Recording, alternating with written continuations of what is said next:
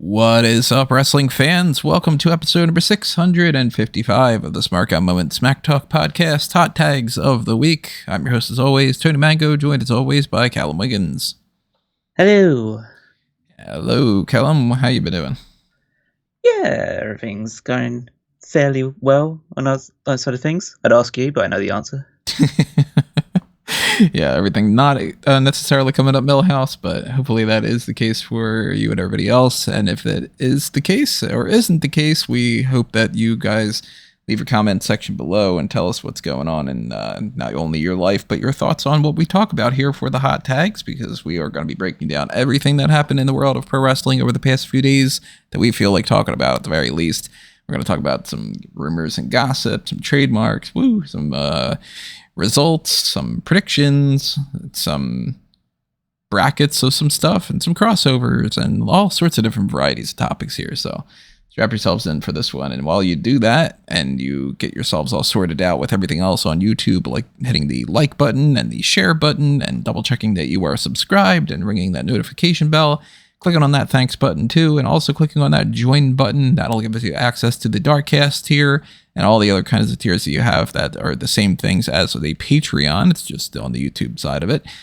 All that stuff helps us out a great deal, helps us keep the lights on and continue to keep Smark Out Moment going, as well as the merchandise shops that we have on Redbubble and TeePublic. Pick up something there, like a t-shirt or some stickers or a hat or something along those lines. It's all going to funnel back into keeping this website and this YouTube channel, and Fanboys Anonymous for that matter, which if you don't know what Fanboys Anonymous is by now, then hey, maybe you're brand new, but go to fanboysanonymous.com and you'll see that is the sister website with all the geek culture stuff over there. That's not pro wrestling, but it all keeps the lights on, helps water a mango tree, and helps, keeping us growing. So thank you for all your support, leaving those comments, hitting that like button, and tossing a little spare change our way. All that stuff's greatly appreciated. And while you're also leaving your comments there on YouTube, you should be posting stuff on Facebook and Twitter and all that good stuff, but also on our Discord server.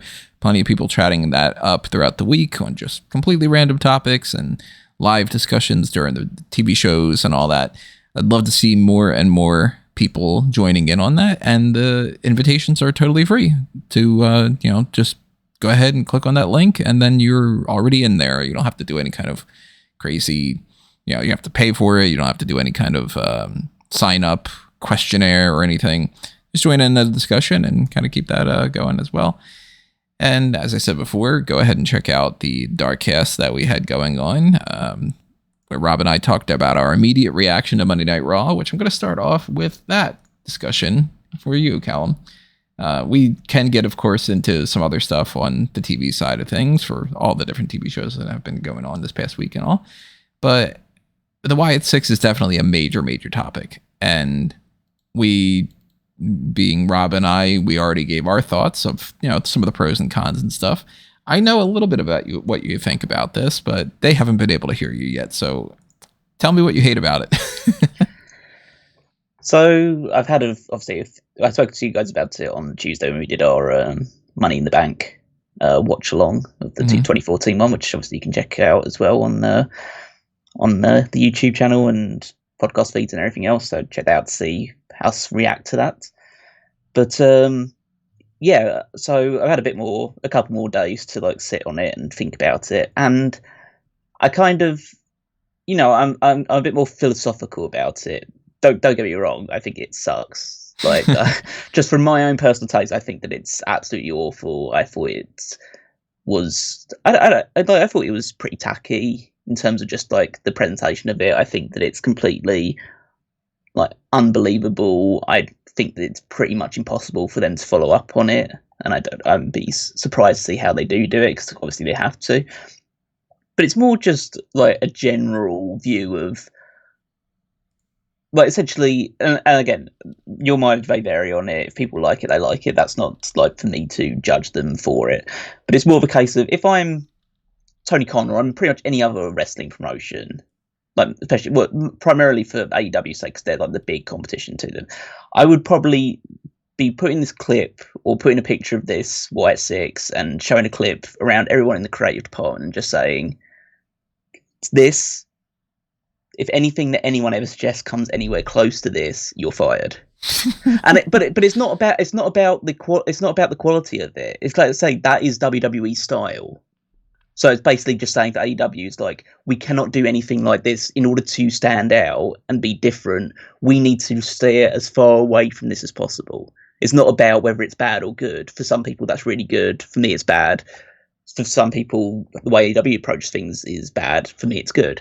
That's just people's differences. But I think that if you're trying to be a competitor or be different or to offer something new that to people that think that the WWE style of it and this Wyatt Sick6 thing and this presentation is bad, you should be doing everything possible to stay away from that side of things.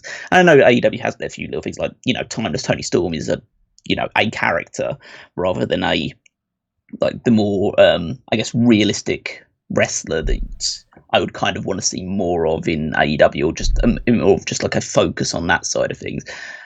The other issue with like the Wyatt Sick6 is, I think as a moment, as a presentation, I can see why people vibe with it. I think that with like the history of Wyatt's, I know obviously Bray Wyatt is not involved in this one, but characters of that genre or epoch, the follow-up of it has almost universally been bad.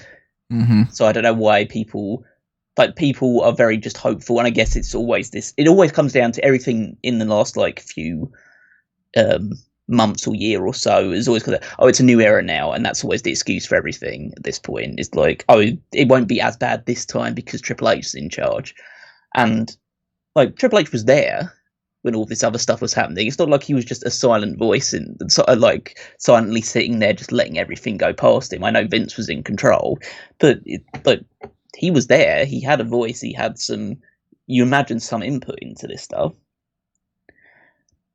So, and I can't get over the fact of, it's a cool presentation and like visual and a moment.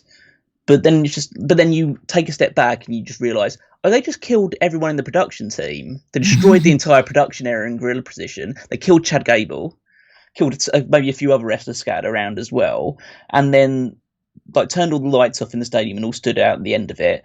And then my reaction to it is, okay, where's the immediate follow-up? I know there's an episode of Raw that will, like, I assume we'll explore it, but where's the immediate follow-up? Where is the panicked announcements about everything that's happened? Where's the like Twitter posts or Facebook posts or YouTube clips or anything like that about the fallout of things where, they're helping the production crew out of the backstage thing, fixing things up, like panically saying, oh my God, how could this possibly happen? This is terrible. This is the worst thing that's ever happened to us. This is like, we've never seen destruction like this. Whereas the angle on Raw Talk that followed it up, rather than just Jey Uso saying, "Hey, you guys, you can keep the Fireflies. That's all you." Why is it not people going? Why is it not Triple H like shouting at the screen, saying like, "Oh, well, I've got so much to take care of right now. This is like everything is got a mess." Where's I say, if you're gonna do this kind of angle where you have 5 people come in and just literally destroy the entire show, destroy production team, beat up people, tons of people backstage, I expect some kind of immediate repercussions from it, rather than, you're gonna have to wait till the next episode of Raw. And by the way, we're selling merch, and we've highlighted this on Twitter about how cool this moment was and how like awe-inspiring it was. Like, no, that's at least commit to it. It was really strange for them to immediately be like, if you want to buy the t-shirt, go ahead, because obviously they want to sell those t-shirts. I get that, but like it does kind of neuter it. It just means that it's not like we talk about it all the time, and it's what like WWE fans used to be over the head about AEW and certain other, and like New Japan and other things. Like, where's the storytelling? Mm-hmm. Well, doing this sort of moment is not a story. Especially if you then just like almost new to the entire thing. They've really taken the extra mile because they've taken Chad Gable out of his qualifying match next week because he got beaten up backstage. Just like, I mean, obviously that had to happen, but there doesn't feel like there's a real sense of, jeopardy about what happened. They don't seem to care that much. Like Triple H was posting stuff on Twitter randomly about it. I know, like, I try not to do things because Twitter is real people, their characters on the screen, but surely there must be more to it, especially considering how many months of build-up there was to it and the destruction they caused. Like, if they have just... I would be so much less, like, I don't know, critical about it if they had just come out and attacked Jey Uso at the end of it. It would be, you know, in a way, it would be lamer and less digitally striking, but at least, okay, immediately they've targeted someone, immediately they've got a feud, immediately it's more realistic that these five guys, or 4 guys and a girl, have come out, destroyed one of one of the show's most popular baby faces, and have set a marker about, okay, we're here now, and this is the first guy we're targeting. Whereas instead, that's like they've just wiped out a load of innocent people. It's not like Bron Breakker attacking Ricochet behind the scenes with like a backstage assault where it's like 2 wrestlers in a dangerous and combustible environment just decide to beat the shit out of each other and one of them destroys the other one. It's like these are production crew. They're not wrestlers. They're not signed up for this sort of stuff, and they're all just laid out and dead out behind the scenes. Like, because you can't convince me they're not dead. Yeah, I mean, it looks like somebody shot Chad Gable in the head with a gun. Yeah. Like, you know. Yeah, exactly. So, yeah, as I say, it's hard. You can't judge it until they've at least had the opportunity to follow up on it. But just from my own personal perspective, I think they've already shown that they're not going to follow up on it properly, but by the lack of response to the events that happened, the lack of, like, I say, there's many different avenues that they could use to talk more about it and add more steam to it. Whereas essentially, it's almost like, I don't say like it's been forgotten, but it's like, oh, it's pretty much just ignored that happened. We've got SmackDown to promote now. Like, SmackDown's happening. There's some things happening on NXT. Did they talk about it at all in NXT? If they did, it must have been like, oh, wow, you know, things are crazy here about the Wyatt Six and all that. By the way, we're going to get into NXT tonight. Like, they didn't do anything, like, and I'm expecting that this is going to be the same case when it comes to tonight. With an attack like that, like you said, they attacked not just somebody. They didn't just go after, like, Chad Gable, which I'm already kind of confused about that. Like, people have noticed that there's little hints of Chad Gable being somebody that they would target. It also is like, if people were thinking that it was Gunther, I thought that Braun Strowman was one of the ones. It was really hard to see who was even attacked to begin with. And if they are just going after baby faces, that's a whole, you know, different can of worms. But they attacked random people that are just like security guards and all. And yeah, fans don't care about them. But in the kayfabe world, that's a monstrous PR nightmare of a problem, and like lawsuits for the company, and like major. If Drew McIntyre gets fined for acting the way that he does and so on, you know, the Wyatt Six should be okay. You immediately just went after these people and like murdered them and all. Like, no, you're not going to be able to just go in there and wrestle, because that doesn't make any sense either. But you would think that at the very least that there would be a follow-up tonight on SmackDown where Nick Aldis would start off the show and say something like, we've like tripled security because we don't want to run the risk of the Wyatt Six coming out here or whatever. We're all going to stand on guard tonight. The way that they've done in a couple other ways. I'm pretty sure that they did that based off of Retribution even. They've done it with like, hey, like the bloodline's taken over and we gotta like have extra security and beef that up and whatever. But instead, what are they promoting for tonight? They're promoting CM Punk's going to be there because it's Chicago. 2 Money in the Bank qualifying matches, which we'll get into. LA Knight is going to confront Logan Paul, and how will Cody Rhodes respond to the Bloodline's attack? Not a mention whatsoever of the Wyatt Six, which is a shame because this had such a cool response from a lot of people. And within just a, you know, few days, it's already like, yeah, but there's just, you know, there's just another group. But and the thing that I find so, like, the double standard that I always try and apply these things to, the fact that there's no build up to this. There's no, like, obviously they had those like QR codes that you had to they had to dig in to find. You know, people won't, you know, to the same people that won't Google who Ultimo Guerrero is. But yeah, so you do all these QR codes and build up to it, but there's no, out of the actual people that are involved in it, like there was no immediate build up, and people already started like making up the stories about how, you know, how Dexter Loomis and Nikki Cross were already doing stuff beforehand, like he was already like drawing pictures of her, and people were just, you know, immediately like tying that, oh, that's such like long-term storytelling. And I kind of go, no, that's you know, cutting the legs after the story they were telling, which was clearly Nikki Cross stalking Candice LeRae, decided to go in a completely different direction, and now people are making up their own stories, which is what they'll do to justify everything that happens with this. Because, as I say, WWE is in the enviable position right now. It's pretty much anything they do is over. So they can do anything with this, and their fans will make everything up to fit the narrative that they want to tell. So that's why this is going to, at least in the initial stage, work. The big question is, and well, I say the big question, for some people this won't matter at all, but for me, eventually the bell has to ring, and they have to have an actual match with an actual person. And essentially, is this just going to be The Fiend, but now there's 5 of them?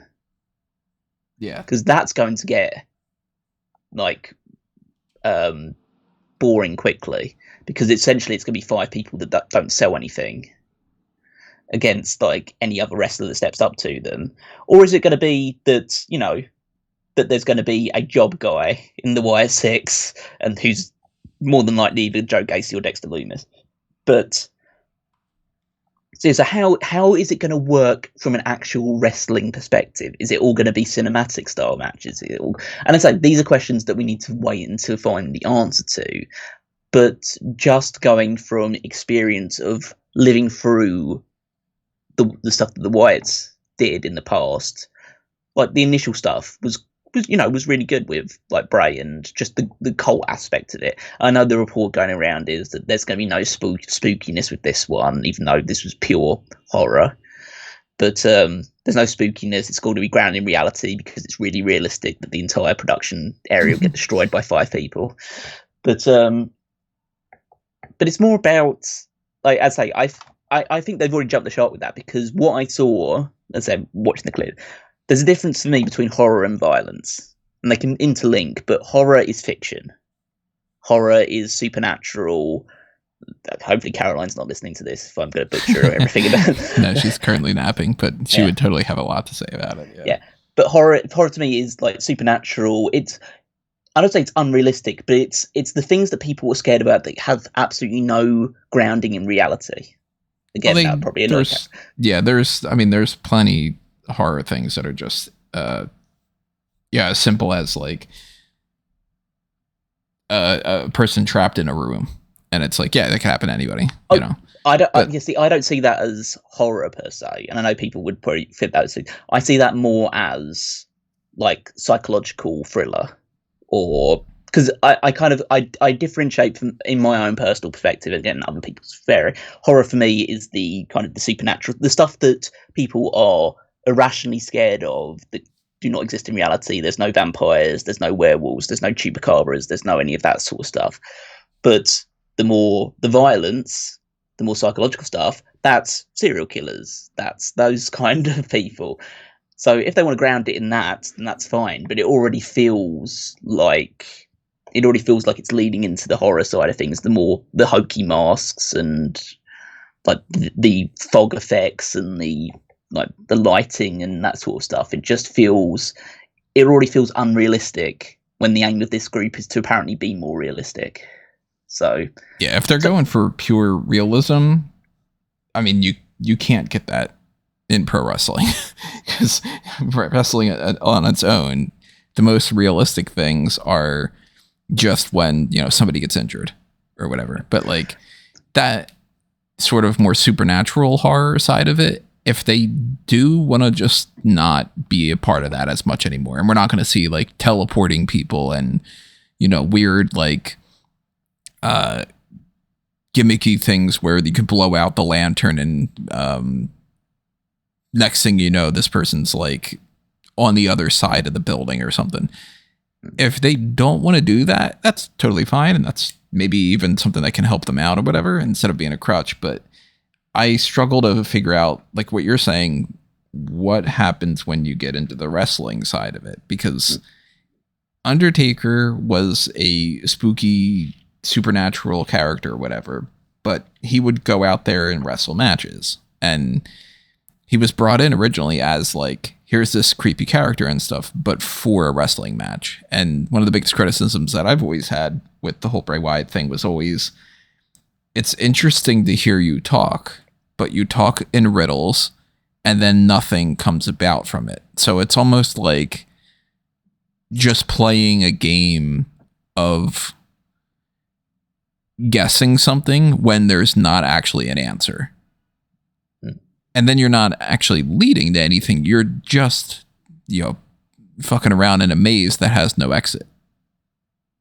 Why bother? So I'd like to see what their response is to this. And if you can check out the Darkcast, everybody, that you can hear that, like, my basic opinion is I've been burned too many times in the past. So while this seems kind of cool, I am not willing to just give them the benefit of the doubt, even if it is the Paul Levesque era and all those differences to go along with that. But I mean, part of the reason why I think that I'm still like concerned about it, despite it being like the Paul Levesque era, is that this feels so out of his comfort zone. This sort of booking. I don't think that he's had a great deal of experience doing it. Maybe this is what he was going to intend for Sanity before Eric Young left, and so maybe he's just applying that to it. But also, I have like. And this might feel like the most simplistic question, but it's one that I haven't seen brought up, but I feel like might be in a microcosm somewhat interesting. How do we know they're called the Wyatt Six? Because of the TV screen. Yeah, exactly. Like, so this like thing appears on the TV screen that says Wyatt Six. And then the other very simplistic question that follows that, why are there only 5 of them? So the assumption, at least on my part, is that Bray Wyatt is the 5th. Is the 6th. You think Bray Wyatt's 6th? So you don't think Alexa Bliss is going to be involved in this at all?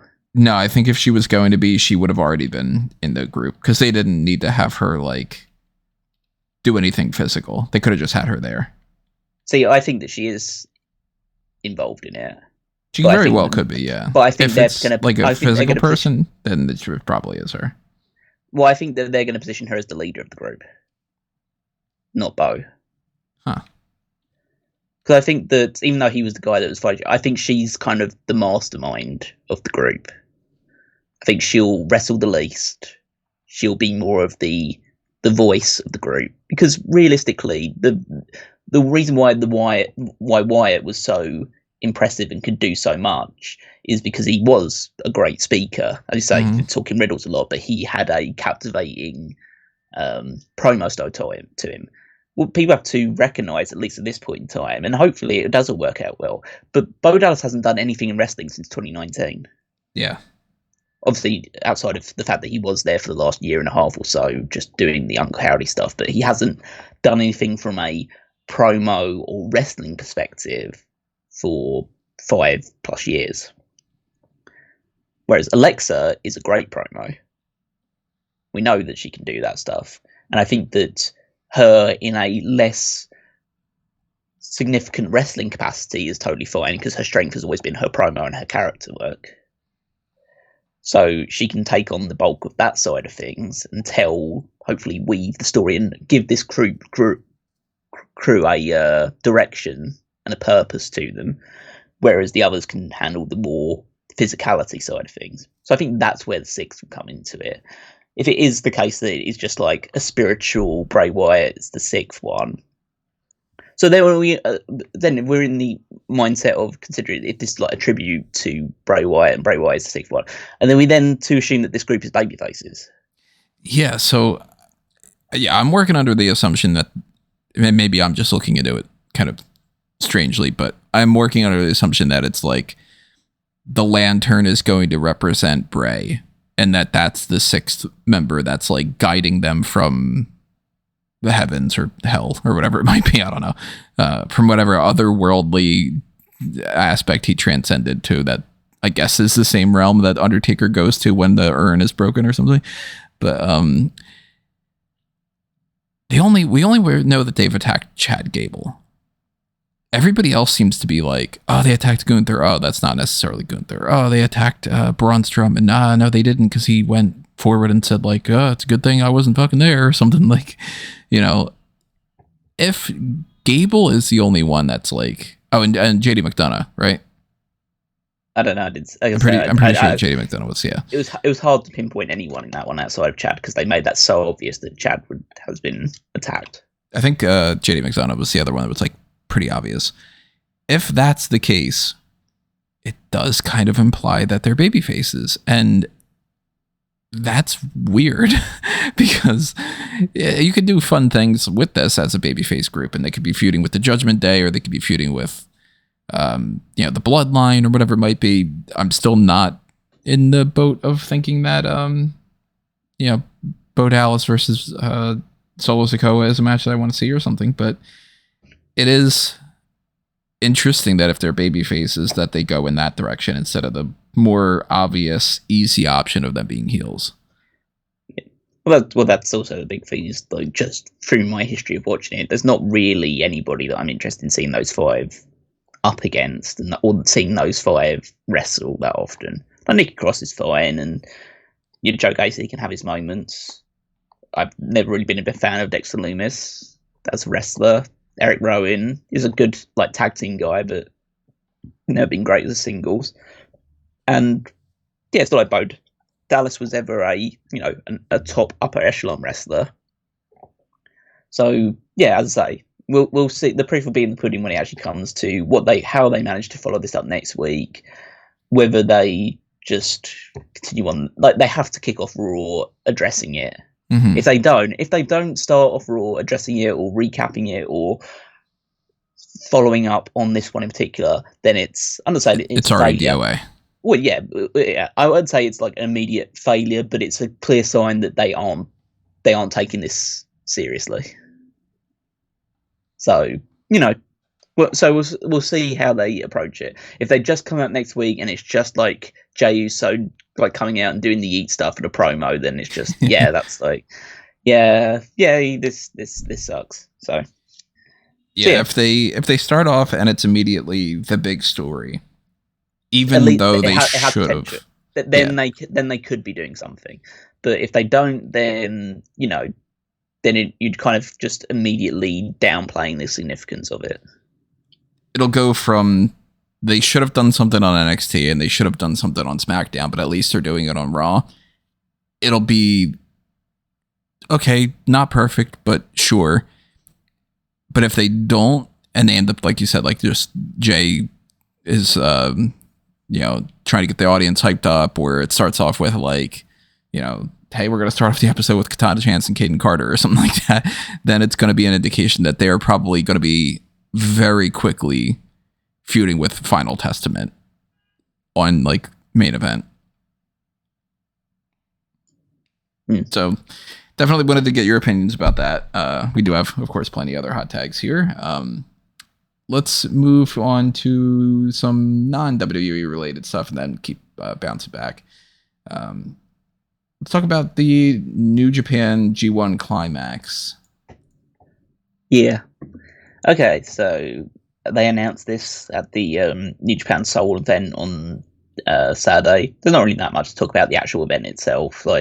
Desperado became the new IWGP champion in a steel cage match, but apart from that, it was pretty by the number show. They traded the 6-man titles back over to another one, but the biggest announcement was the announcements of the G1 Climax. So, as I think I mentioned, or at least on the previous one, our previous hot tags, that they've gone back to the 2-block lineup after a couple of years of having a 4-block lineup instead.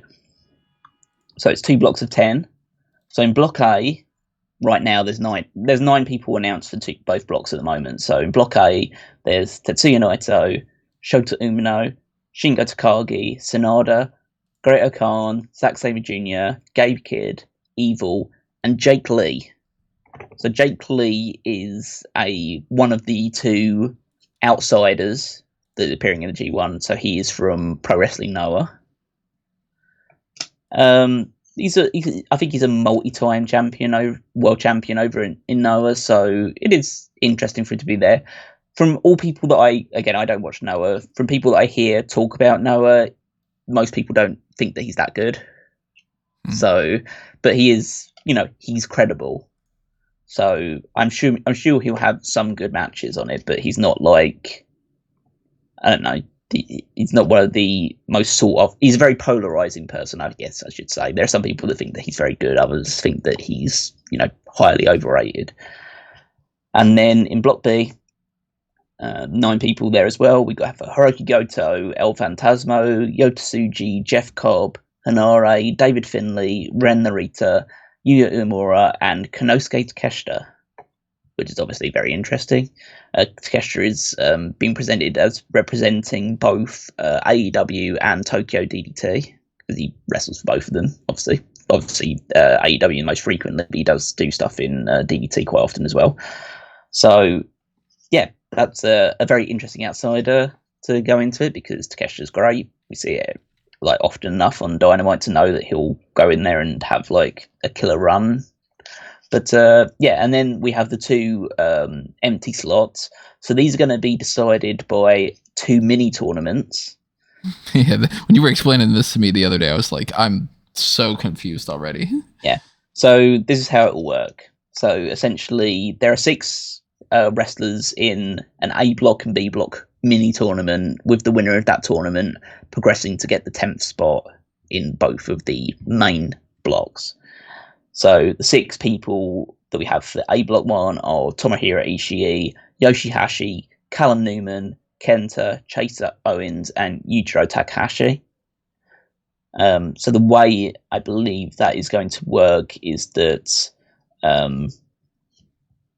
Tomohiro Ishii and Kenta are like the 2 kind of, they've gotten biased to the final because they're 2 of the more experienced people, and they've been in the G1 most recently. And so the other 4 people have to have matches against each other, and then the winners of that face Ishii or Kent and or Kenta, and then the winners of those matches face each other in the final, and then the winner qualifies for the actual tournament. And then in the B block, the same thing happens, only this time it's Hiroshi Tanahashi, Toru Yano, Oleg Boltin, Satoshi Kojima, Taichi, and TJP, with Tanahashi and Taichi as the 2 kind of main finalists in that one. So it's an interesting approach. I mean, I think it's overcomplicating things, but I think they just want to do some stuff in the build up to this show taking place to get some more stakes and matches with stakes on it to in the build up shows to probably sell more tickets. But it'll be interesting. Not a bad idea to try to just. Oh no! It's, from a just a pure marketing perspective, it makes sense. It'd be interesting to see what the 2 people that get through in. I'd be surprised if it's Tanahashi that gets through in the B block, just because his legs don't work. And I think that I think it would be slightly odd if he's going to be in the G1 Climax to then make him wrestle potentially 2 other matches beforehand that he then has to get into a tournament where he'll be wrestling 9 other matches. I think that's probably putting way too much pressure on him. I hope it's not Yano, because Yano sucks. Bolton would be interesting, because he's a new upstart. He'd probably lose all his matches in the actual main tournament, but it would be a show of faith in him. Kojima is good, but has been around for a very long time. TJP is interesting, but he's always felt more of a junior than a heavyweight, so this could be his elevation into it, but I doubt it. The one that's the most serious option for me there is Taichi, but Taichi's a guy who, on his day, can have some of the best matches that you'll see in New Japan, but he's very inconsistent, and he isn't really one of those guys that really wants to be the absolute, or isn't pushing to be the top guy all the time. He's kind of happy just being in the middle. But in terms of just pure match quality, he'd be the one that I'd want to see in Block B. And then in Block A, I'd want to see Ishii, but it would be interesting to see him get eliminated beforehand. He's clearly the best wrestler out of all those people in his side of things. But Callum Newman would be interesting. Again, that'd be a young guy getting into that chase, getting into that pack immediately. Chase Owens sucks, Yujiro sucks, Kenta sucks, and Yoshihashi's good, but he's a tag team guy. So I think that Yeah, so for me, in Block A, it has to be either Ishii or Newman. In B Block, I would go with Taichi, but if Tanahashi wants to just wrestle loads and destroy his body even more, then he can feel free to get into that as group as well. So, I mean, we're going to talk next week about predictions for the Forbidden Door pay-per-view and stuff, but Moxley against Naito there has a big influence on what happens with the G1. And the G1 by proxy has a big influence on what happens for Wrestle Kingdom and whatever happens with Forbidden Door and all. Who are you thinking at this point is going to be in the two champion and challenger positions for Wrestle Kingdom? I think it's going to be, right now, if I was to guess, I think it's going to be either. I think Tetsuya Naito is going to be the champion going into Wrestle Kingdom. I'll say that much. That I'm pretty. You think he wins at Forbidden Door? Or do you think he wins after the fact? Wins it at Forbidden Door, yeah. Because they usually put the champion in the G1. Yeah. So I think that's where Moxley's dropping it. Then it's kind of a toss-up for me. Like, my heart wants Zack Sabre Jr. to be world champion. I think he's deserved it. I think he's been so loyal to New Japan. I think he's done so much, and he still wants to be there. He's never shown any signs of wanting to leave or go chase other things. He's been such a consistent performer for them. Always been very much a nearly guy then, and I think it's time that he gets belted up with the big title. But the other option is the one that I'm fearful of, but it's David Finlay. And it's just because he's still the leader of the Bullet Club, and he still seems to be the top gaijin they want to push over Zack Sabre Jr. And yeah, so I'm fearful that they will go with him. Other ones that I feel like there's like a possibility for, like Shota Umino could be, if they really want to push him as the new hot prospect, but I still just think he's just a bit shy of that at the moment. Shingo's great, he'd have great matches, but I don't think they'll position him there. Gabe Kidd would be interesting, but I don't think he's ready for that level yet. And same thing applies to people like Yotsuji. I don't think they can do him versus Naito again in like the Tokyo Dome as your world title match. After they recently had a world title match before Naito lost the title to Moxley, and they won't put Takeshita. Takeshita's got zero chance of winning this. They won't put a DDT guy in the main event of Wrestle Kingdom. So Takeshi's just there to have great matches and potentially, like, maybe upset one or two people. But yeah, so my gut at the moment is saying that it will be either Zack Sabre Jr. or David Finlay against Tetsuya Naito at Wrestle Kingdom, with my severe hope being that it's Zack Sabre Jr. Primarily because Naito and Zack Sabre Jr. have quite a long history with each other of having a lot of well-regarded match with each other where they're pretty on equal footing in terms of, I say they're quite equal footing. For the most part, they are on equal footing, but I've watched quite a lot of matches where Zack has always kind of outsmarted Naito and managed to just take advantage of situations. So maybe that's kind of the story they'll tell. I think that's the most interesting story and the most interesting history going into the Wrestle Kingdom main event they could pull on. But yeah, at the moment, that's where I'm leaning towards. But let's say there are varied options with this one. There's a good lineup of people for the most part. It's not a factor usually about that person being in the opposite block of the champion, right? Yes, and yeah, let's say it'll be an equal block. I mean, put it this way: Naito won't be in the final of the G1 Climax, whether he's champion or not.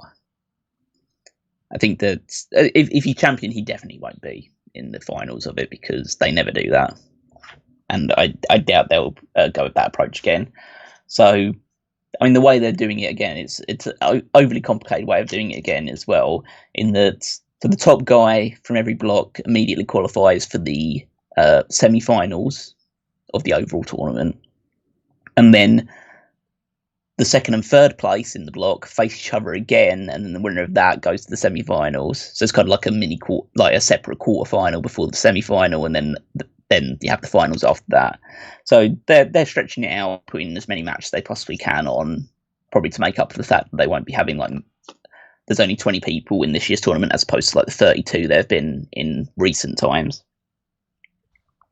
So I think that, but Naito will probably go out in the semi-final, or maybe even earlier than that if they decide to just have him suffer a few shock losses. But so it doesn't really matter which group he's in, or it has to be in the opposite side of that. I think that Zack Sabre Jr. will be in the finals, the G1. I just don't know if he'll win it. Well, but let's say it's interesting. There's room for some developments here. I don't think it's very cut and dry. I think the people that are most likely to win it outside David Finlay are all in the A block. So that's the kind of interesting aspect of it, is the fact that most of the obvious winners are all on one side of the tournament. So definitely something that we're going to be paying attention to over the course of the next few months, and next week is going to be a big indicator of how that can play out, because if it's Moxley, then that changes things up quite a bit. But that's a little bit of New Japan stuff. Let's get into the little bit that we can get into when it comes to TNA. Way more TNA talk on this podcast than a long time. And when it comes to Against All Odds, I did not watch it. I still am tapped out enough when it comes to that I don't want to invest the time and the money to do that yet. But I had read the results for things. Most of it is stuff that I have zero context for. I'm sure that, there's positives and negatives when it gets into some of those things, but, I have no context for PCO and Rich Swann, or Mustafa Ali and Trent Seven for the X Division title and stuff. But we have seen some things that play into NXT. So to kind of combine that with the NXT talk,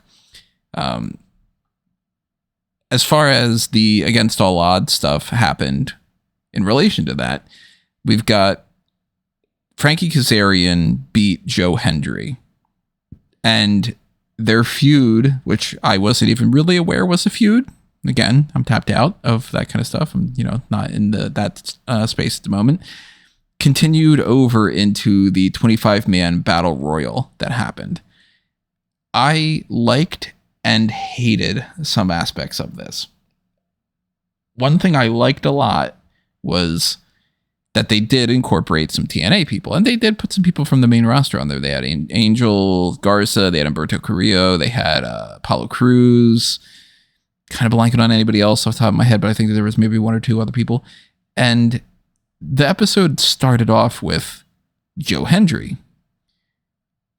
Big response on the show from the crowd. Big response on social media for this. I think at this point he has the highest ranked video on their YouTube channel before going back to WrestleMania or something. So it's that's doing gangbusters and all. Apparently the feud with Kazarian and Joe Hendry, that's the reason why Joe Hendry got eliminated so fast. But I hated that. And one of the things that I disliked about it was it's so obvious to me that with a gimmick of say his name and he appears, that's not the way to do Joe Hendry popping up in NXT, is to just have him be all right, welcome everybody to NXT. Oh, here's Joe Hendry. You should have had somebody say his name.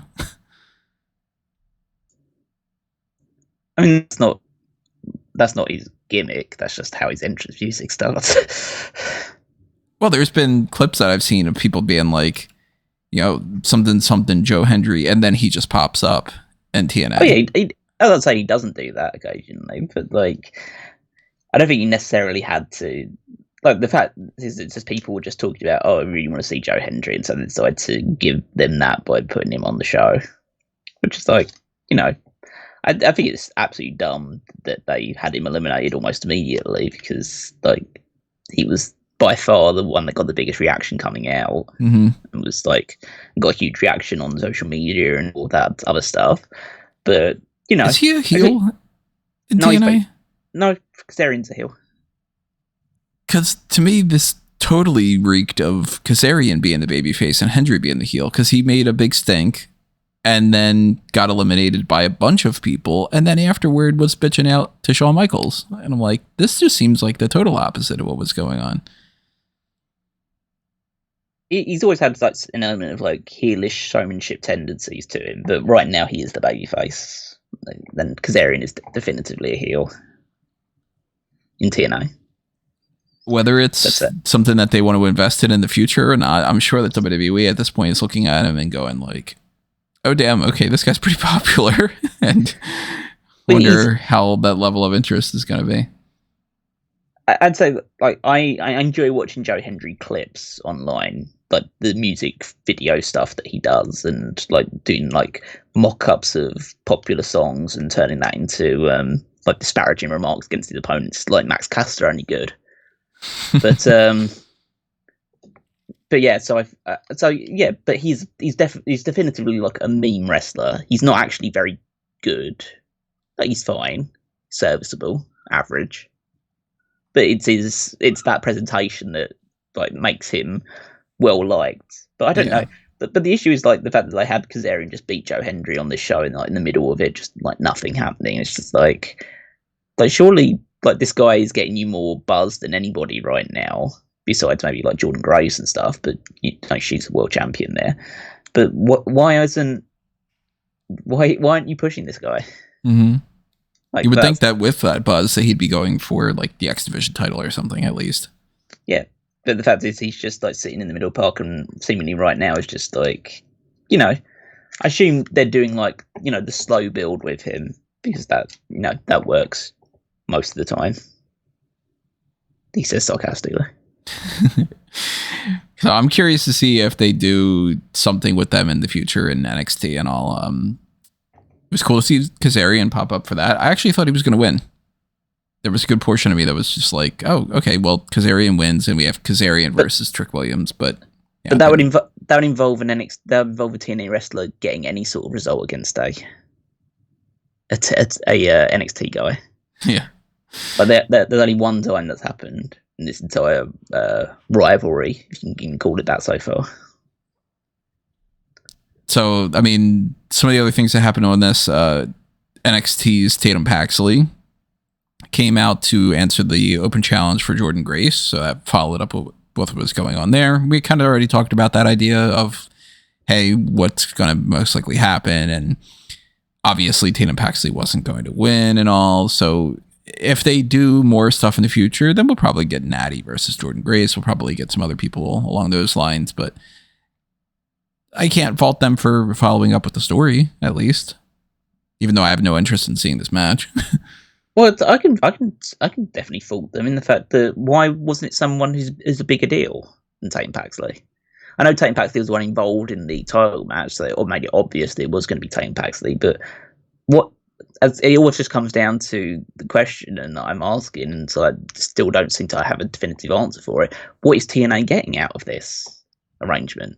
Because it does just feel that they're just utilising TNA people to generate a bit more buzz for NXT, but they're not actually returning the favour. Why, for instance, why did Roxanne Perez not go to answer that open challenge? Because she just beat Jordan Grace, and now she's going over there to take Jordan Grace's title. And then Jordan Grace beats the NXT champion to establish some parity between them, seeing that they're on somewhat equal footing. But no, they sent someone who couldn't even qualify for the NXT North American ladder match to challenge for their world championship. I'll say this, though. I mean, when it comes to what are they getting out of it, they're getting a ratings bump. Like, they had the best viewers for TNA's Impact since, I believe it was like early May is the first time that they finally got to the top 150, and they beat out the last time that they were on there, whatever it was. They were like 127 or something, I think, on the demographic.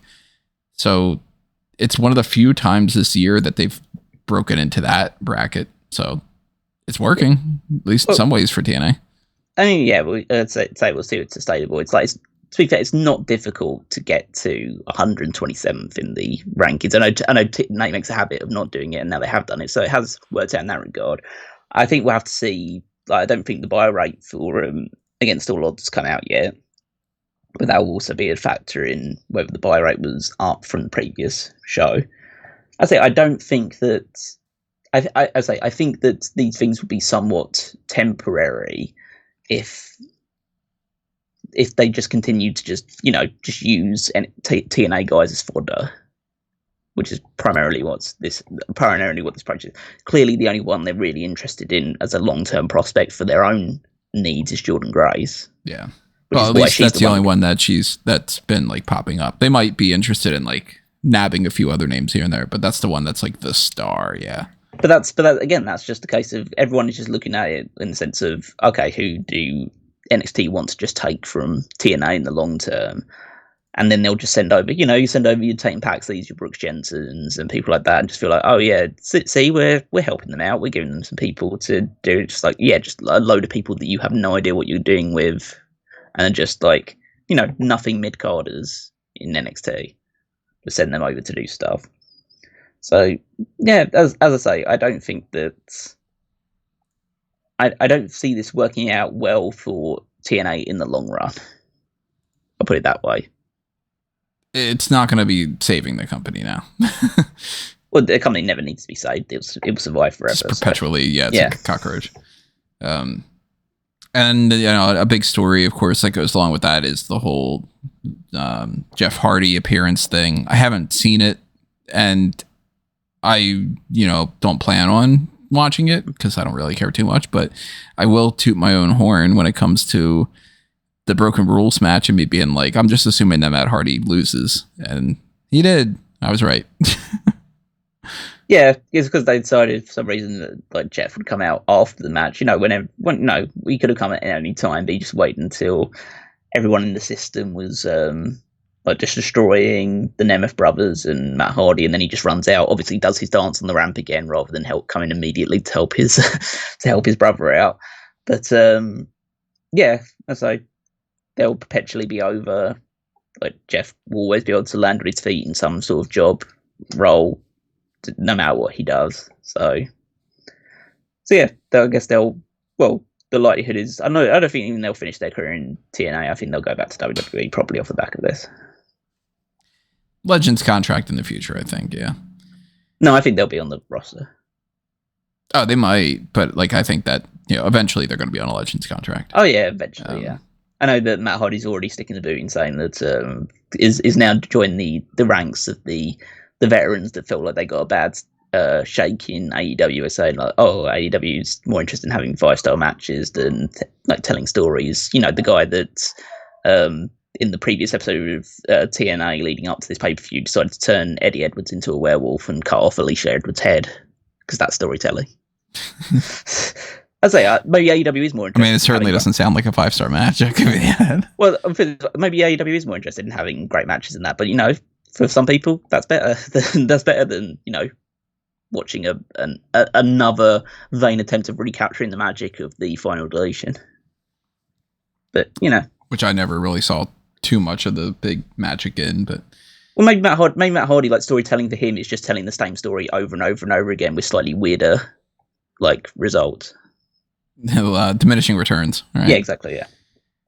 So at least as far as backtracking to the NXT side of things, that Battle Royal was won by Javon Evans, which was kind of surprising, but it seems like they're pretty much setting up a fatal 4-way. Javon Evans did win that. He does have the title shot, but Ethan Page had gotten attacked ahead of time by Ora Mensah, and rightfully so, was like, hey, I never got eliminated, so this is bullshit. And he beat Javon Evans later on in the night.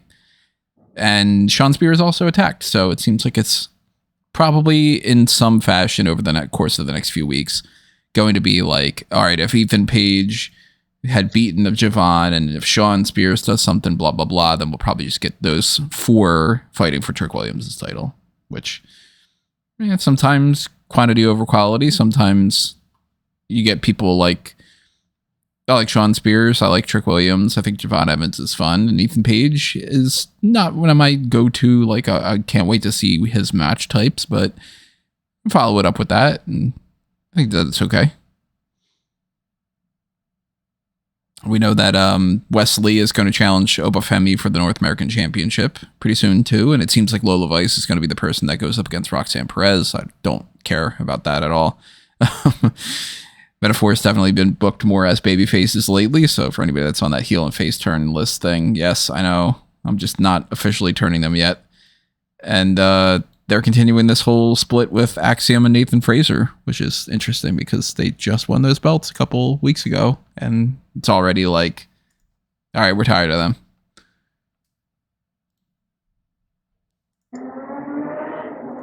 Okay. That's not watching, so that much input. Here's a quick thing we can mention because we certainly don't want to get too deep into this for multiple reasons, and I should have used different phrases this, but Brazzers, the adult website, I should say, in that, so I don't get flagged on here, had its 20th anniversary, and Matt Riddle's like, hey, happy birthday, I'll see you then. So keep your eyes peeled for that. I'm not going to be watching, but there's some stories when it comes to crossovers that are in a different way. It's not, Matt Riddle and Brazzers, which are, following suit with this whole Forbidden Door and NXT and TNA thing. Well, AAA apparently might be wanting to get involved in NXT, and it seems NWA is like, can we do this too? But the best thing that they have going forward is the World Wrestling Council that they might cross over. I don't look at this as any kind of like, I'm not going to be interested in what the World Wrestling Council does with NWA because I don't care about either of those companies right now. And with AAA doing something with NXT, sure. If anybody there is good and they wrestle on the show, then I'll enjoy their matches. And if they aren't, then I won't care. Yeah, that's about it, really. I don't think that this will make any waves for either side, really.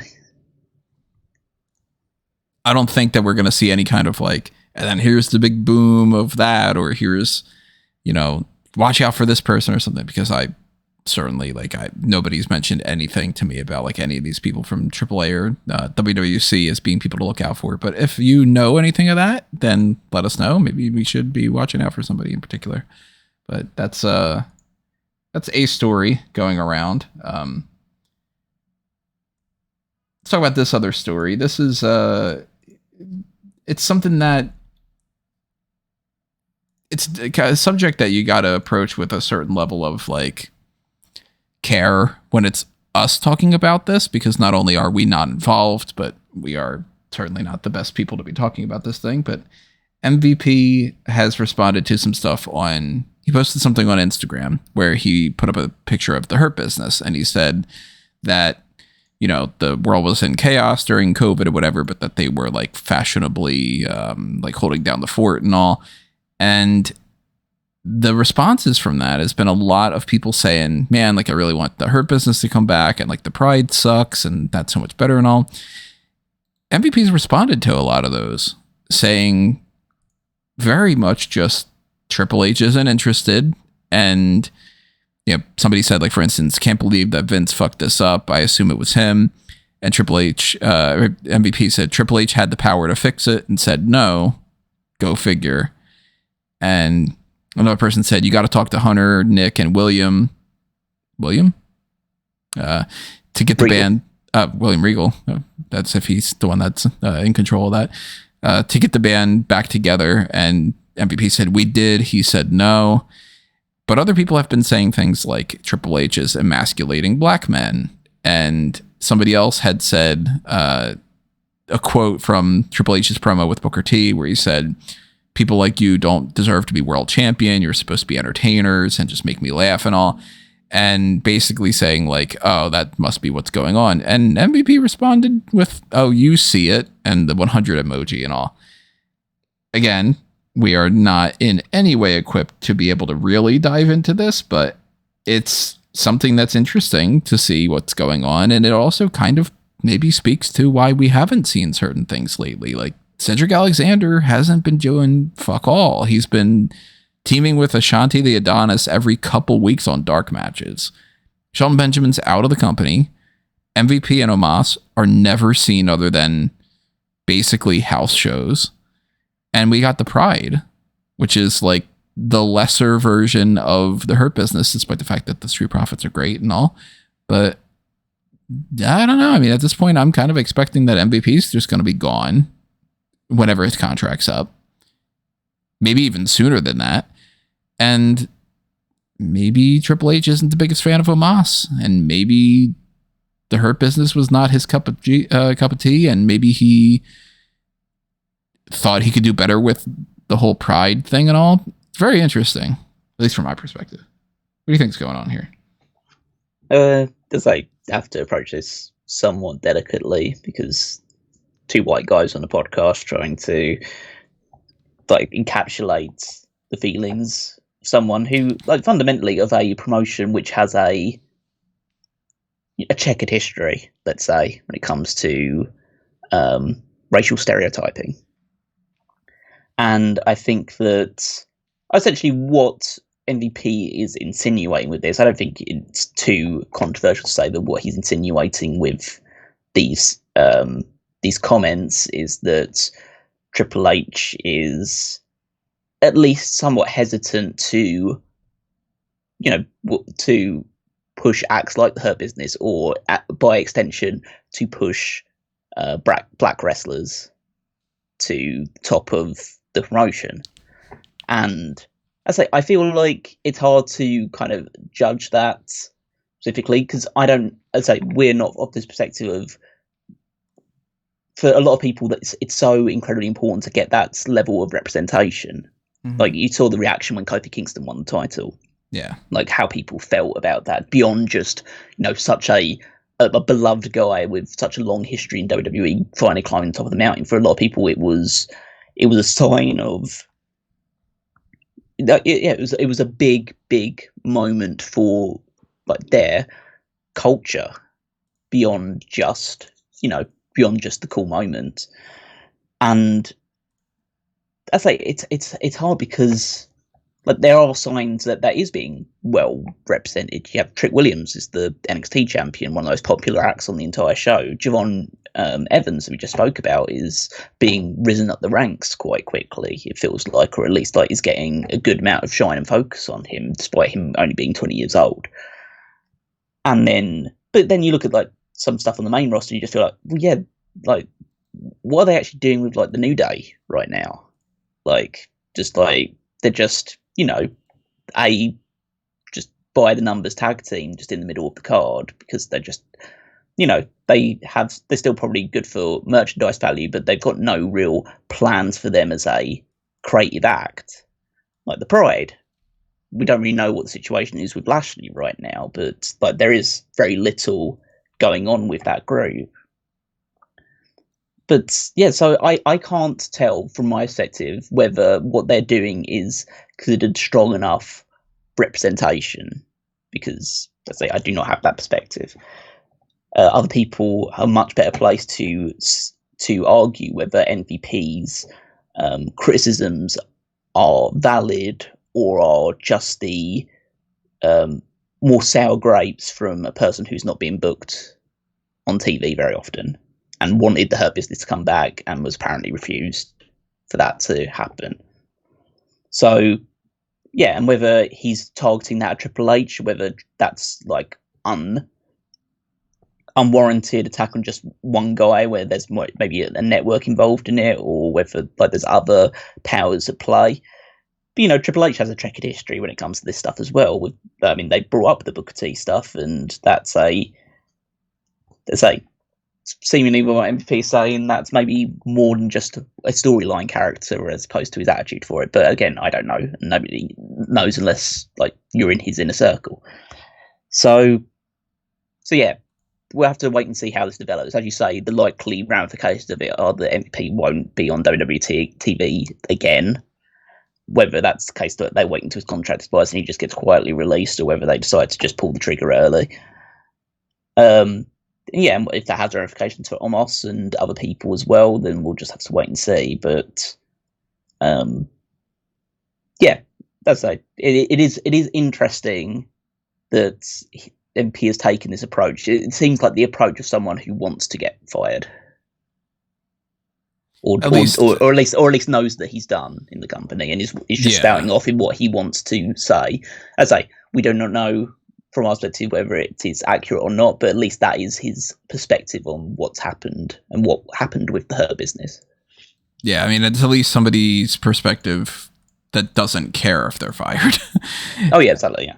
So, I mean, not that the Hurt Business was going to be returning anytime soon necessarily because of all those other factors, but I'm interested to see, you know, if there is more to this. If it was just a matter of like Triple H is like, yeah, I'm not really interested in the Hurt Business. I didn't think that you guys did a good enough job, and I think that this is a better idea. I would disagree. I think that the Hurt Business is better than the Pride, but, you know, to each their own. But the other implications are something that's like, hey, that's kind of hefty, and we might have to see more of that going forward. But I would say I find this somewhat like hilariously.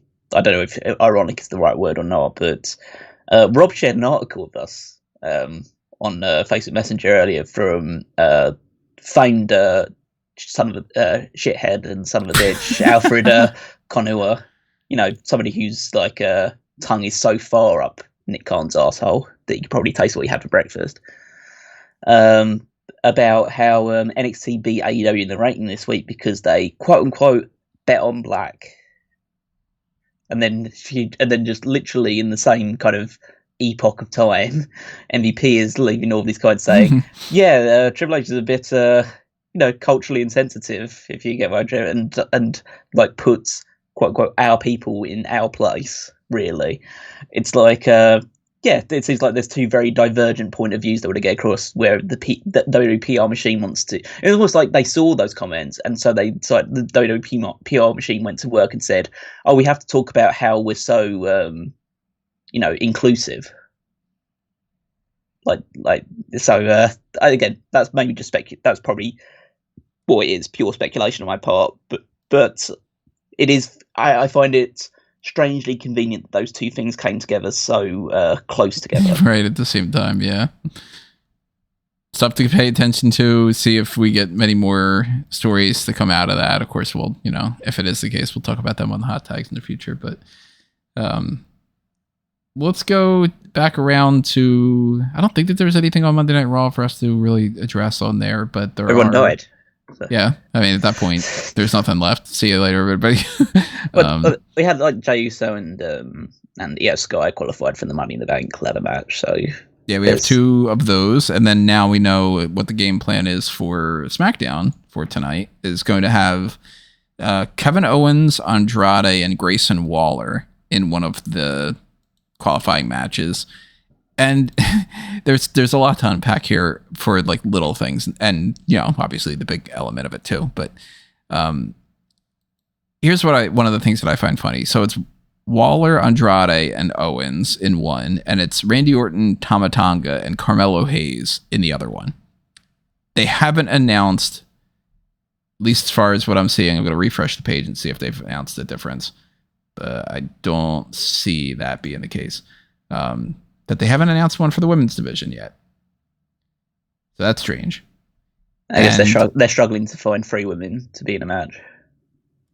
Or at least they know that people wouldn't be as interested in it. So they're like, well, we'll figure that out in the next 2 hours or something prior to that. I would assume that we're going to get something along the lines of Tiffany Stratton and like Meechin and I don't know, Tegan Knox or whatever. And then probably another one will be like Bianca and Naya and somebody, or I don't know, whatever. Chelsea Green, Piper Niven. There's, Candice LeRae. There's lots of people that they could throw in there. But not having the women's match announced ahead of time, that's like, okay, that's strange. But Grayson Waller's in one and Austin Theory isn't in the other. It's a little odd. Well, I assume they'll have another one next week, probably, where Austin Theory might be in that match. They might, because there's going to be at least you'd imagine there has to be at least 6 probably in Money in the Bank match. There'll probably be 8 likely as well. No, they've already said it's supposed to be 3 and 3. Oh, okay. In which case, well, yeah. In which case, at least they'll need to have one more triple threat to decide who the other person will be in it. So they might, but they also might not even bother with that because they've done plenty in the past where they've done like a last chance fatal 4-way or something, and you could get like, say, I don't know. Let's say that like Kevin Owens beats Andrade and Grayson Waller, and then I would lean more towards maybe Carmelo Hayes would get in the Money in the Bank qualifying situation rather than Orton and Tama Tonga. So you could get Orton, Tama Tonga, Andrade, and Waller in a fatal 5-way next week, like last chance kind of thing. But I'm leaning more towards it's Hayes and Owens. Who do you think? I think it's Hayes and Andrade. Andrade could very well be the option for that. Well, because my mindset is, and again, screw Owens.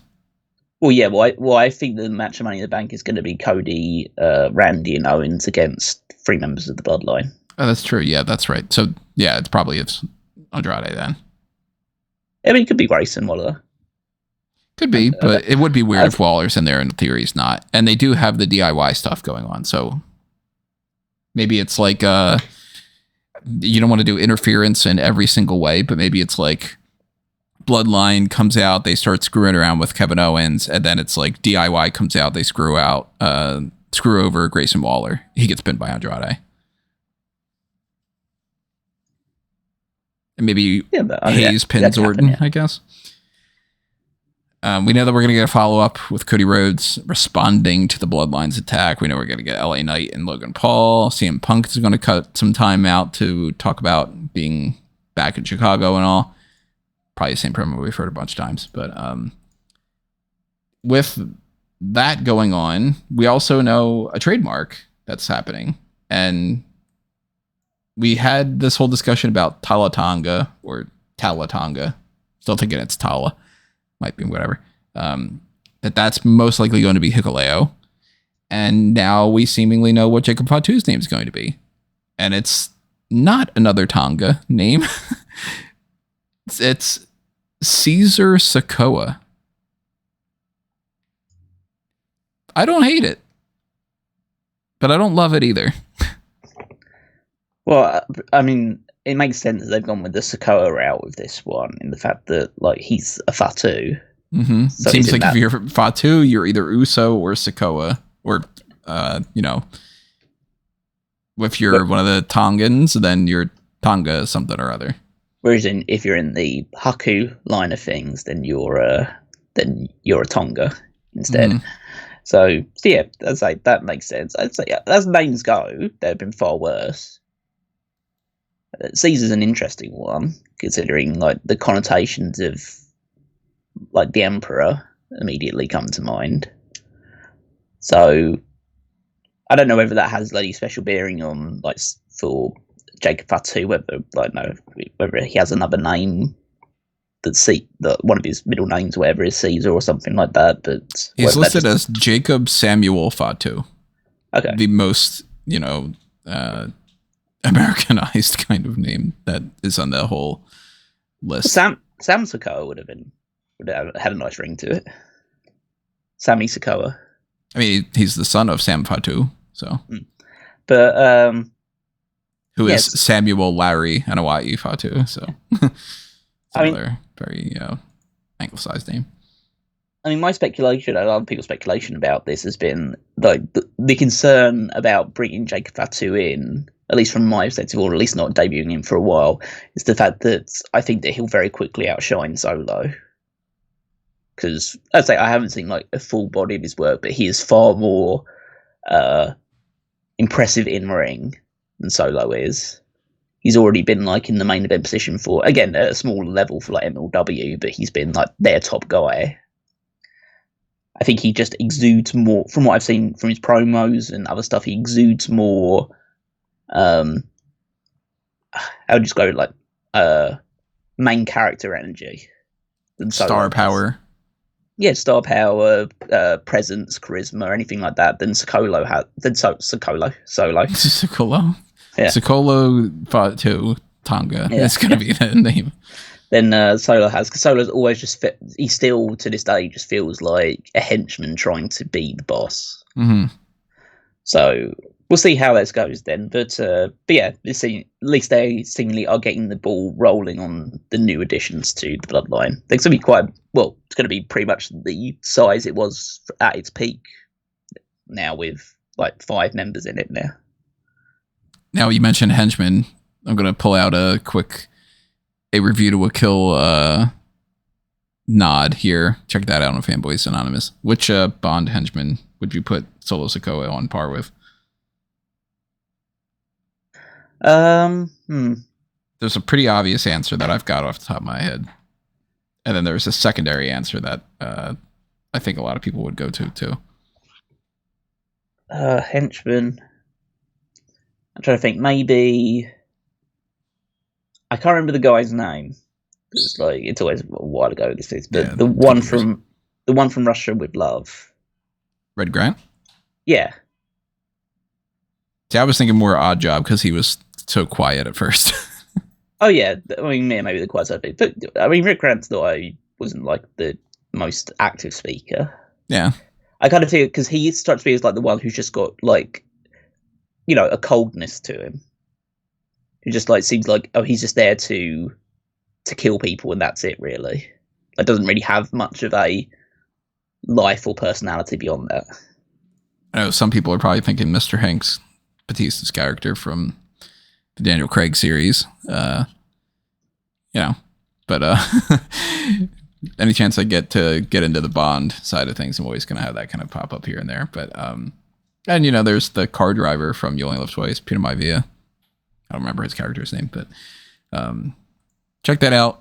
If you're interested in James Bond stuff, go on over to fanboysanonymous.com and click on the A Review to a Kill, not just Review to a Kill, but A Review to a Kill series over there. We had a lot of fun with that. Cesar Sikoa, now you got me saying it, Sikoa.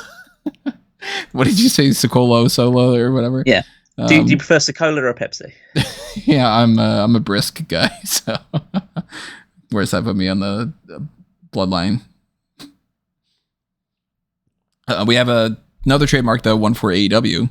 AEW Fairway to Hell. So, Fairway to Hell immediately strikes me as something's going to happen on a golf course.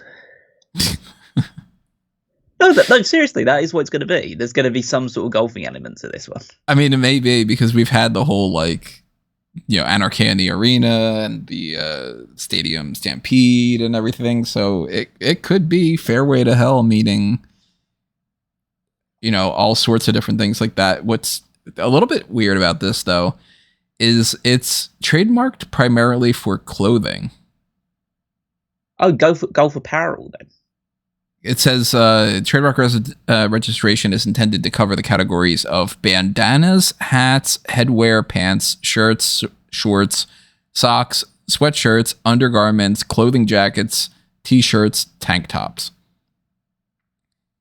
Because when I first heard Fairway to Hell, I was like, oh, are they going to do some kind of TV special?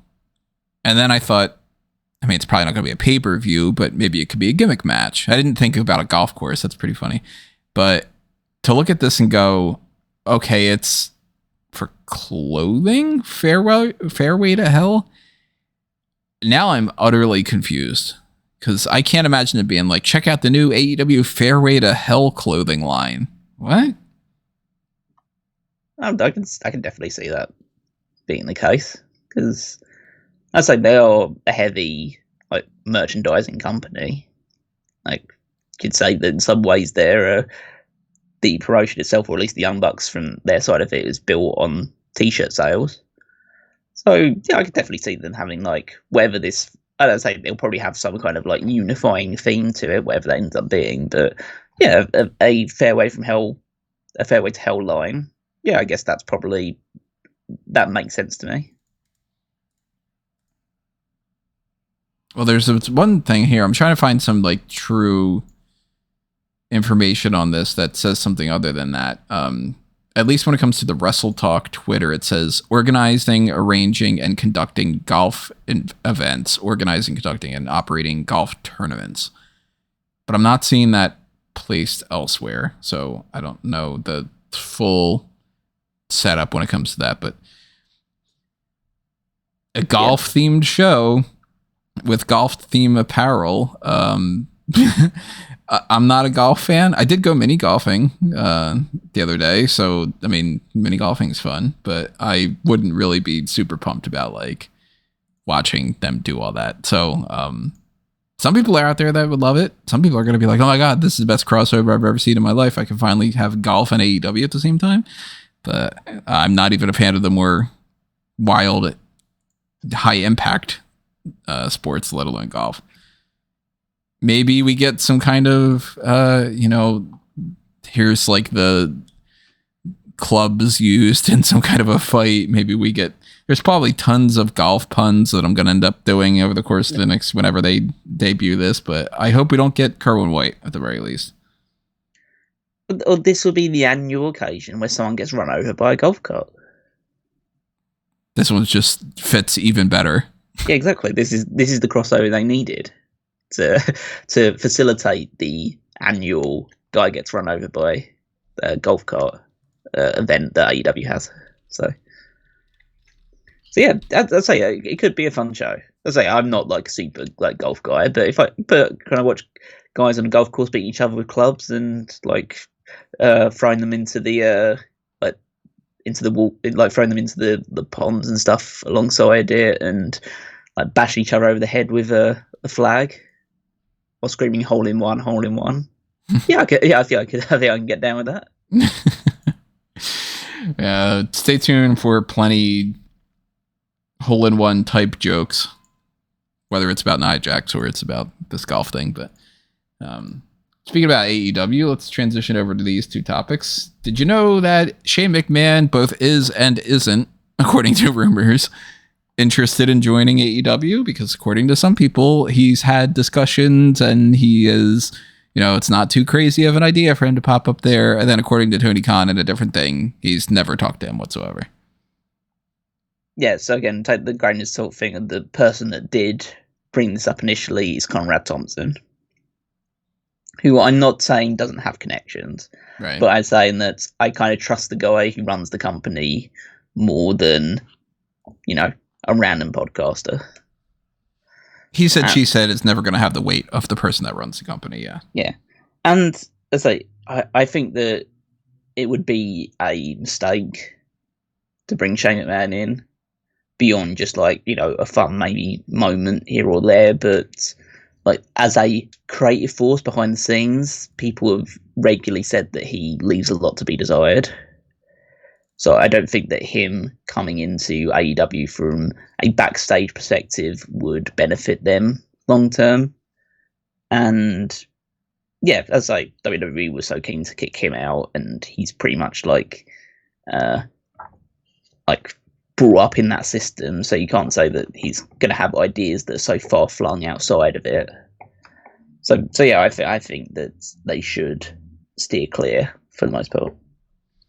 I can't imagine that this ends up actually playing out with him popping up there. It just doesn't make sense to me. And I know that a lot of people will go straight to the whole idea of like, okay, but Vince isn't there, and then that means this, and that means that, and blah, blah, blah. It's still, like, Stephanie's still involved, and whatever capacity that she is. And it's WWE. It's, it's Vince's company that...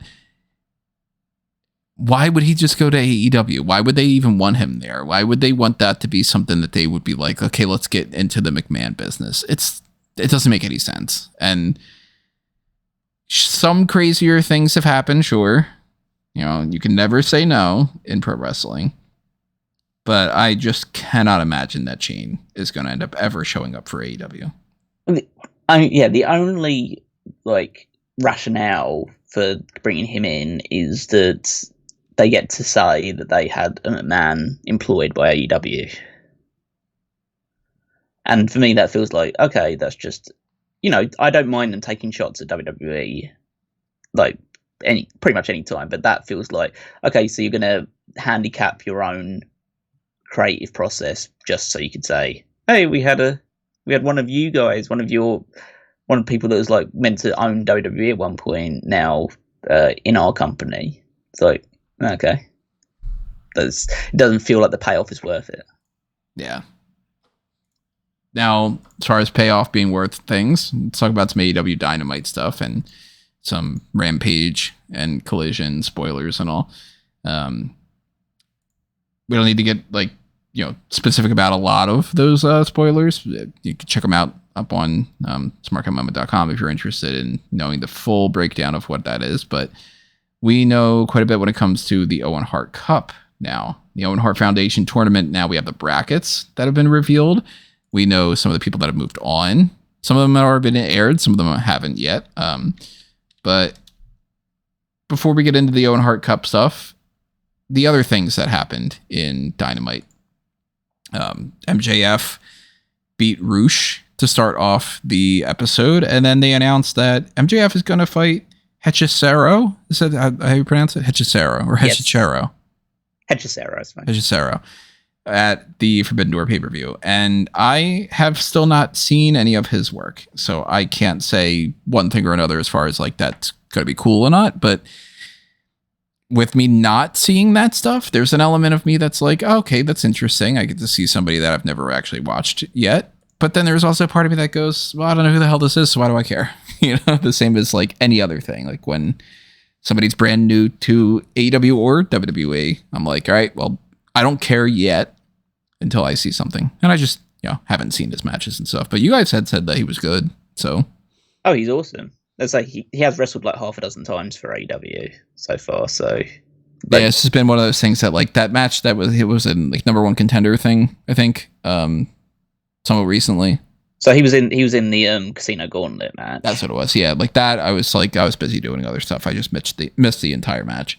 And he had a great one-on-one match with Bryan Danielson on Collision. I think that was his debut as on AEW, and that was awesome. Like he's a very good. He's a very, very unique wrestler. He has very, very interesting offense because he is pretty much a submission specialist, but he's a lucha submission specialist. So he'll do all those flippy things, but then he'll do the flippy things and then end up in a submission hold. So I think that it is an interesting pairing. I think that the reason for this is that, so by all reports, Roosh would not have been allowed to appear on Forbidden Door because he's too closely associated with AAA. Even though they've loosened it a little bit in terms of, okay, like Penta and Phoenix, because they really don't do much with AAA anymore. They're primarily just AEW guys. That's totally fine. But Roosh is still too closely linked, and also with him, it's a bit more personal in the fact that he left CMLL to join AAA.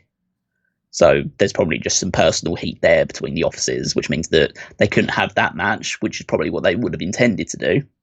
Which is why probably they made the start of Dynamite this week advert free, so you basically get to see the pay-per-view match that you should have gotten at Forbidden Door, but now we're going to do this match instead, which should be, I think that the match will be still very interesting, but it does feel a little bit out of nowhere, but that could be fun sometimes. I still feel like the Roosh thing is out of nowhere. Well, that was just like they wanted to give MJF just someone to fight that's somewhat credible straight away, and gave Roosh some prominence. And then later on in the show, after he lost, Roosh was approached by Don Callis backstage, so maybe he's joining the family. Is the whole faction Roosh and Preston Vance and all them, is that still even a thing? No, they're pretty much like Dralistico. I think Dralistico's been injured for a while, and then Preston Vance pretty much just disappeared off face the earth, and obviously Pose the assistant no longer works for AEW. So yeah, it's pretty much just Roosh on his own now. We had that. We got some notification about some other things here and there, like setting up different storylines back and forth, but beyond the Owen Hart Cup stuff, which we'll probably just end things off on. Anything you want to touch on for like the Mark Briscoe, Orange Cassidy, Dante Martin, Kyle O'Reilly match, or Garcia getting a win, or Jericho stuff? Well, the biggest thing outside of that is that the Acclaim beat the Young Bucks. Mm-hmm. Yeah, it's an eliminator match, so we're going to get a tag title match at some point. Yeah, so I don't know when that will take place, but that's quite interesting in terms of them getting the victory. I think it was the first. It was the most the Acclaimed have felt over and back to their old self that they have in a long time, because they started that match pretty cold, honestly. And again, one of the funniest moments on the entire show belonged to Okada, where he was on the production crew and he cut off Max Caster's mic and then said that, oh no, I pressed the wrong button, and then started fake crying and then called them bitches, because that's what he does now.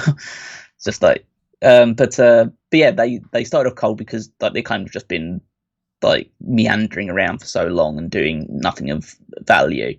But then as the match went on and they built it up really well to have the Acclaim finally get the victory, it just felt like, okay, this is the Acclaim that we all liked a couple of years ago, kind of resurfacing. So they'll get their tag title match, and hopefully that'll be as good as this one. 8-man tag was just, a lot of fun party stuff, and you had Zack Sabre Jr. in it, which was fun. And like, I'm sure his match with Orange Cassidy will be great. Mark Briscoe's like low key the best promo in AEW and arguably all wrestling right now. Yeah, outside of that, I guess the other thing outside of the tournament brackets was that we had a face off between MJF and Will Ospreay. And the great Will Ospreay Swerve Strickland promo to build up their thing, where Swerve Strickland brought up Will Ospreay's missus and kid, and them getting like a bit personal with each other, a bit more heated up to that main event match. But then they had, when MJF came out to help Daniel Garcia against Cage of Agony when they came out, you had Will Ospreay come out to make another save, and then they went back to back and then face each other. So I think there's a good chance that might be the all-in match. Ospreay versus MJF. Could be. I mean, that's former champion against potentially the new champion. Potentially the new champion. You got international champion and former world champion. Like there's two big names. Like they could definitely do that.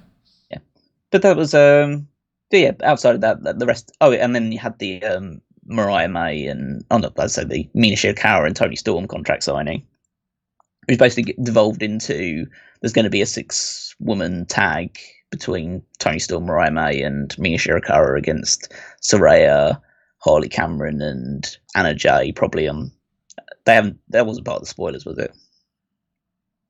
For the Harley Cameron thing? Yeah. Was that film for Collision or anything like that? You mean the match itself? Yeah, because the 6-woman tag that will happen off the back of that. Yeah, I'm pretty sure that's part of Collision, but yeah.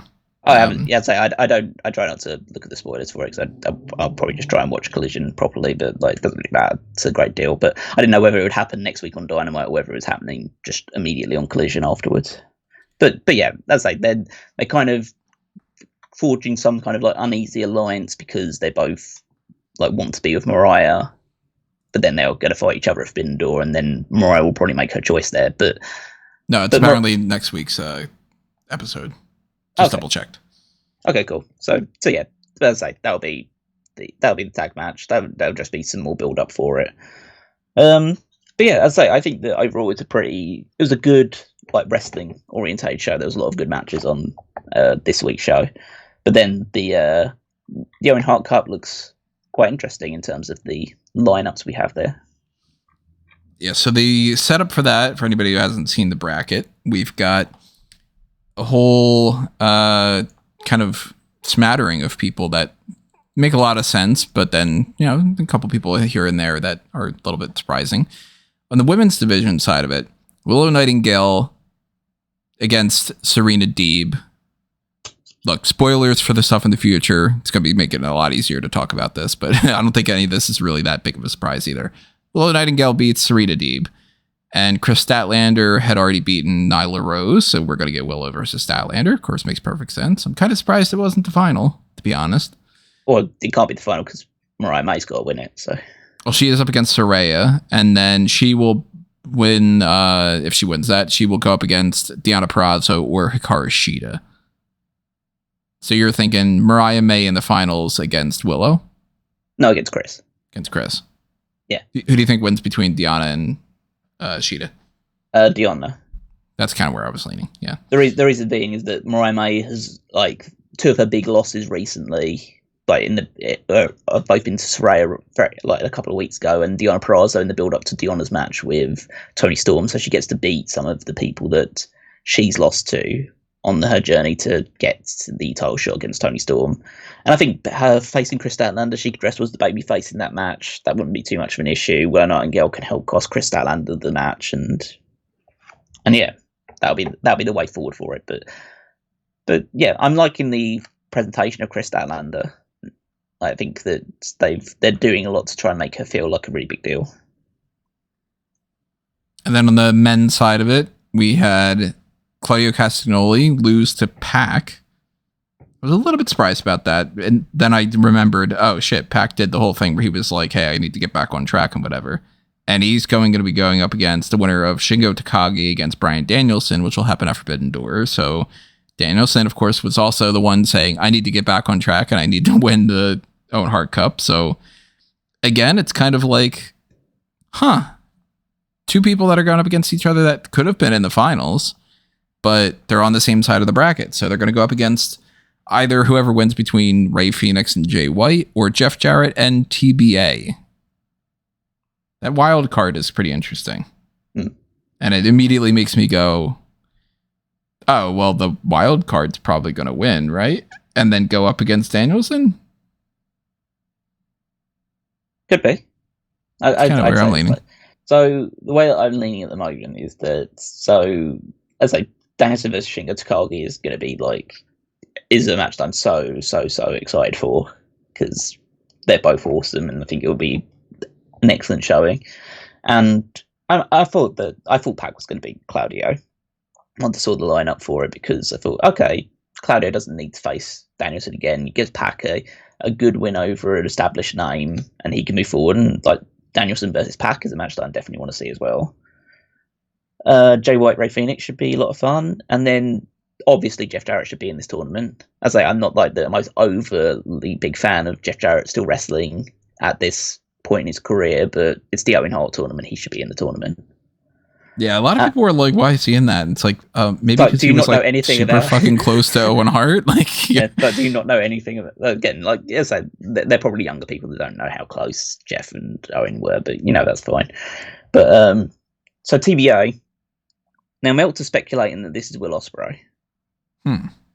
In the fact that they'll do the final quarterfinal after Forbidden Door, and then if that's the way they want to do it, and so they'll kind of, in his mind, the way they'll probably tell it is that the loser of the world title match at Forbidden Door will be slotted in as the wild card for this, and so if Ospreay loses to Swerve Strickland, he gets enough to go to the tournament again, and then gets that opportunity at Wembley Stadium to win the title in the UK. I don't think that's going to happen. I mean, are you leaning towards somebody in particular, or Hangman Page?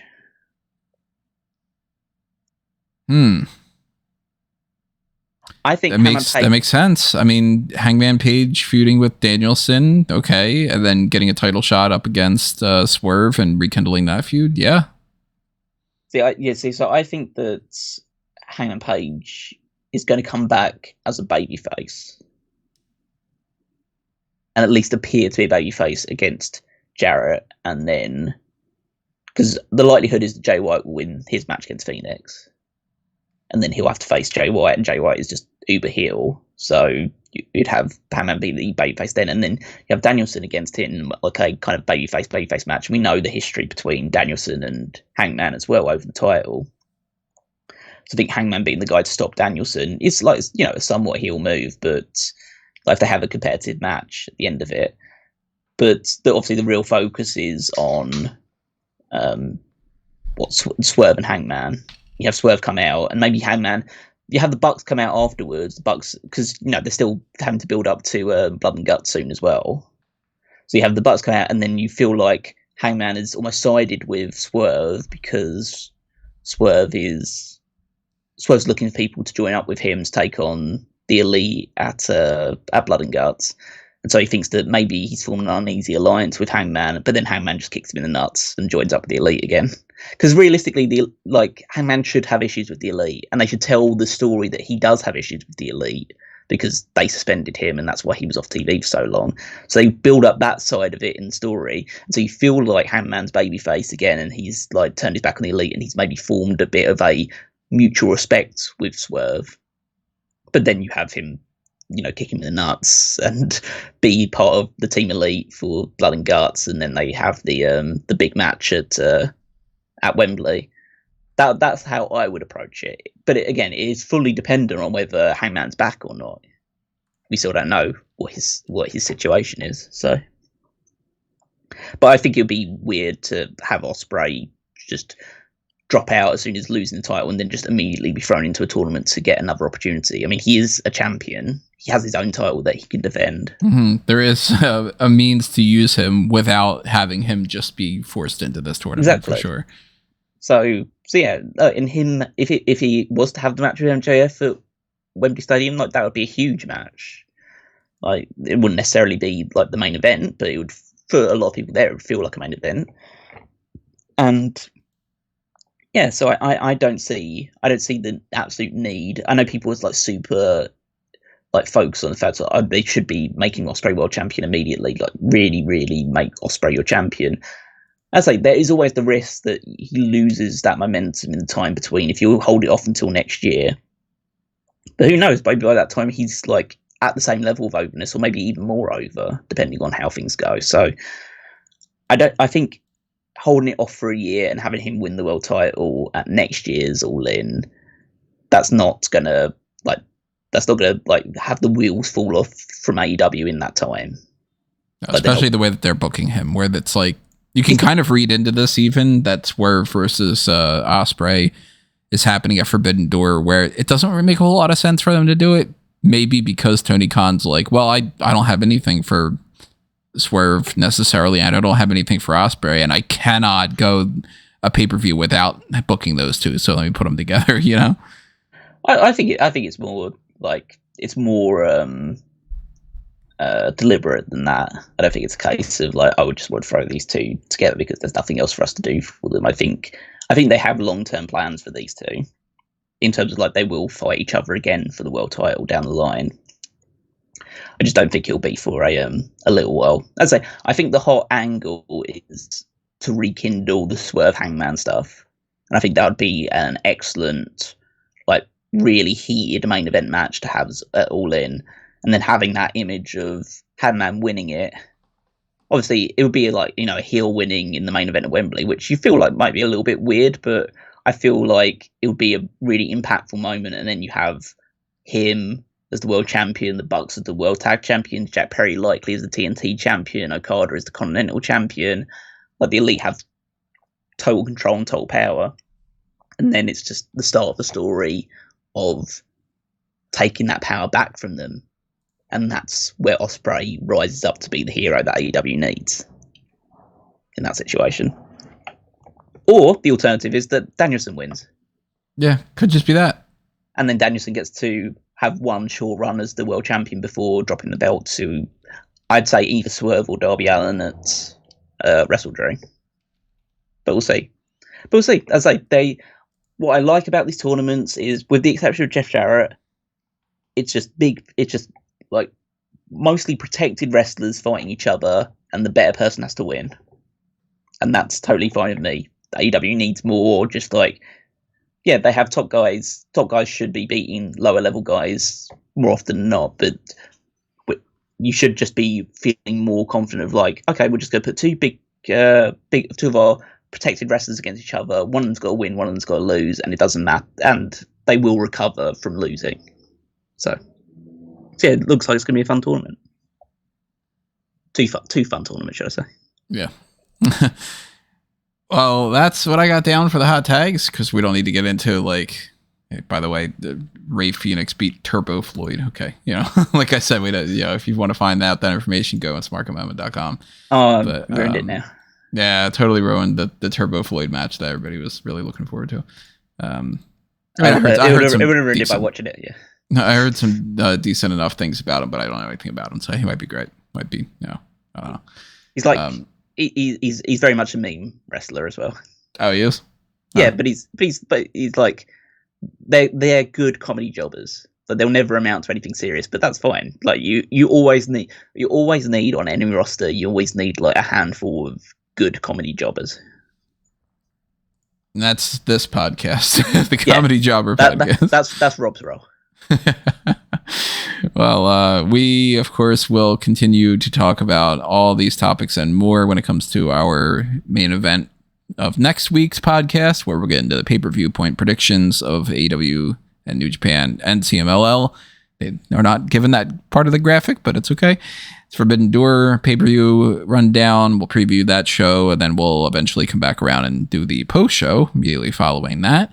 We'll have another round of the hot tags, too, in the meantime, to talk about anything that happens crazy on SmackDown tonight, Raw, the next episode, and so on and so forth. But at least as far as episode 655 is concerned, this is all in the bag. And if you want to help us keep things going until the next hot tags and more, make sure that you hit up the Patreon. Make sure that you are on the YouTube channel membership. Check out that Darkcast that we had done recently. Do the Pick a Poison if you want us to talk more about something, or do the other Money in the Bank match that we didn't do the fan announce table for, or some other kind of idea. It's the whole point of Pick Your Poison. You get to pick whatever these random ideas are that you want us to do. Pick up those merchandise things on Redbubble and TeePublic. Go to Discord, as I mentioned before. Chat it up there as we go along here. And also check out all the other things on the Linktree, amangotree.com or anthonymango.com. All those links and all that stuff you can find there for some Markout Moment, Fanboys Anonymous, my Letterboxd, my link to Collider and What Culture and all. And, of course, myself at Tony Mango on Facebook and Twitter. I'm eventually going to change all these graphics to be the X logo, but I'm just not interested. I don't want to go through and have to change that for every single picture and every single little video and every single little thing on the website and all. So it's Twitter. It's going to be Twitter forever for my entire life. But follow me all over the place there. Follow our absentee Rob at Dude Felice, and make sure that you're also following Callum. Yep. So you can follow me on Twitter at Wigmeister14. You can check over on Smark Moment the Power Rankings every single Saturday, where I rank the WWE superstars based on their prior week's performances, despite not watching their performances. And then you can also check out the Fantasy League, where over at also at www.fantasyleague.com, where you see how our teams are doing, how our rosters have evolved ever since Clash at the Castle. We've seen the build up to Money in the Bank, which are our next rest stop, where someone will get knocked out of our teams, and some trades will be made in order to try and improve things.